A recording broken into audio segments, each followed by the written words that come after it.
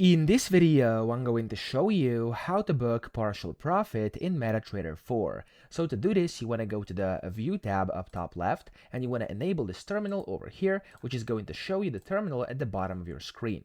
Then you want to go to the Trade tab here, so the first tab, and then in here you can find your open positions. So you want to double click on the open position you want to partially close, or where you want to book partial profit. I'm going to double click this, and as you can see currently it says size is 5. So you have to change and adjust the volume. So what you have to do here is basically click the numbers in the volume box and override the lot size to reflect the amount you want to close. So for example, now it's 5. If I want to close, let's just do like for example 2. There's going to be 3 remaining down here. And what you then have to do is change the type to instant execution.